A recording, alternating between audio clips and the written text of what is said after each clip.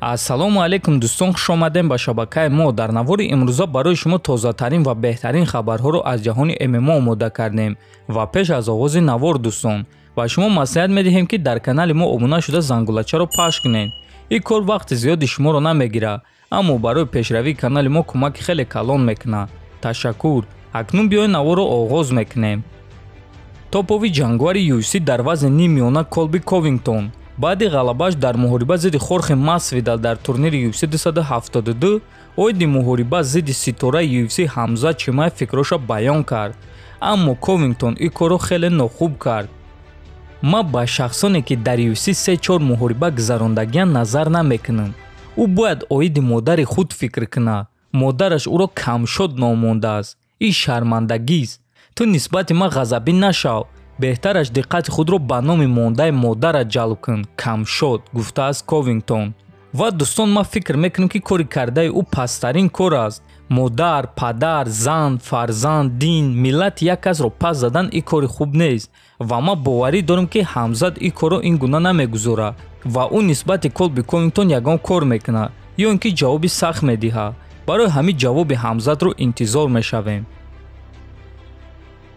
чӣ хеле ки медонем муҳорибаи Фаридун Одилов ва Александр Шелименко барҳам хурд. оиди ин чиз ташкилоти Eagle FC хабар дода буданд ва шаби гузашта ташкилоти Eagle FC расман рақиби навбатии Фаридун Одиловро эълон карданд.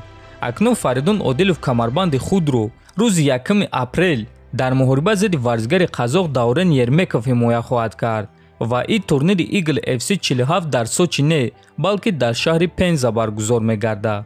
Фаридун Одилов бо рекорди 12-2 зидди Даврен Ермеков бо рекорди 15-5. муҳориба барои камарбанди вазни миёнаи Eagle FC.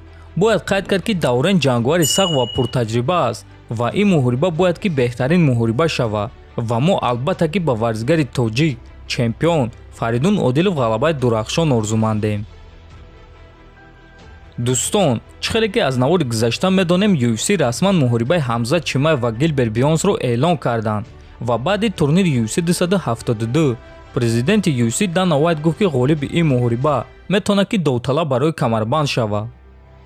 бале, ин муҳориба тасдиқ шуд ва аллакай саҳна дорад. ин турнири аҷоиб хоҳад шуд. ман ин турнирро бесаброна интизорам. оё ин муҳорибаи довталабӣ мешавад ё не? фикр мекунам ки ин чиз маънои хуб дорад, гуфтааст Уайт. ва дӯстон, агар мо ба вазни нимёна назар кунем, пас дида метавонем ки барои чемпион Камару Усман рақиби нав дар кор аст. сеюм муҳориба бо Колби Ковингтон бад нест, аммо ин реваншҳо бисёри бад шуда истоданд. ана муҳориба зидди Ҳамза Чимаев бошад, беҳтарин муҳориба мешавад.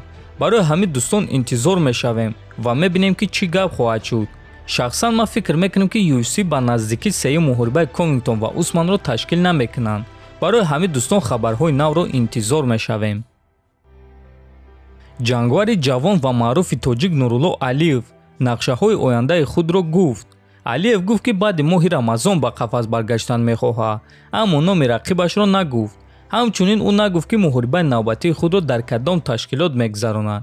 чӣ хеле ки медонем ташкилоти IMC Fight Night гуфтанд ки ба Нурулло моҳи март муҳориба ташкил карда наметавонанд. акнун маълум нест ки Нурулло Алиев муҳорибаи навбатии худро дар куҷо мегузаронад.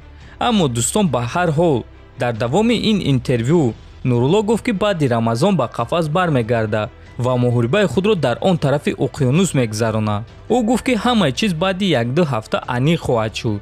дӯстон, ман фикр мекунам ки эҳтимоли калон аст ки дар он тарафи уқёнус Нурулло дар ду ташкилот баромад карда метавонад. якум ин ташкилоти Dana White Contender Series, дуюм ин ташкилоти PFL. ҳаст боз дигар ташкилотҳо ба монанди Bellator ва ONFC. аммо ман фикр мекунам ки мо Нуруллоро ё дар PFL ё дар Dana White Contender Series дида метавонем, агар ки ӯ дар он ҷо баромад кардан хоҳад.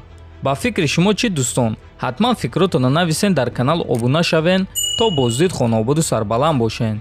дӯстон, агар шумо аз кам будани риш ва рехтани мӯи сар танқисӣ кашен, пас мо ба шумо ширкати шифофарморо тавсия медиҳем. дар ин ширкат ҳамчунин доруҳо барои хароб ва фарбеҳшавӣ, барои хунукзадагӣ, равғани сиёҳдона ки ба ҳамаи дардҳо даво мебахшанд ва дигар доруҳои гиёҳӣ. ва аз ҳама муҳим он аст ки доруҳои ин ширкат гиёҳӣ ва оригиналанд. худи ҳозир ба номерҳои дар рӯи экран буда занг занен ва ҳатман аз номи канали Паҳлавон гап занен. Ҳамин гуна шумо ҳам моро дастгирӣ мекунед ва ҳам дороҳои даркории худро дастрас мекунед.